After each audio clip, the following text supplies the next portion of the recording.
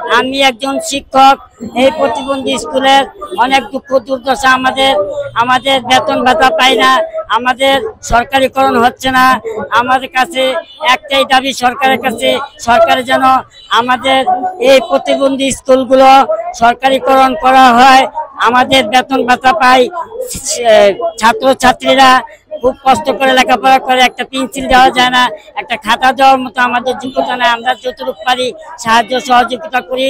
সরকার যেন আমাদের এমপিওভুক্ত এই প্রতিবন্ধী স্কুলগুলো যদি করে দেন, তাহলে আমরা বেতন ভাতা পাবো, তাহলে আমরা এই রাজপথ ছেড়ে দিব।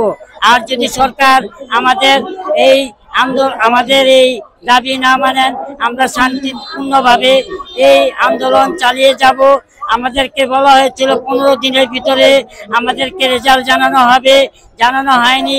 আজকের মধ্যে যদি আমাদের রেজাল্ট জানানো না হয়, তাহলে আমরা রাজপথ ছাড়বো না, শান্তিপূর্ণভাবে আন্দোলন চালিয়ে যাব। সরকারের কাছে আমাদের একটাই দাবি, আমরা যেন সরকারিকরণ থেকে বঞ্চিত না হই, সরকার যেন আমাদের সুদৃষ্টিতে দেখেন।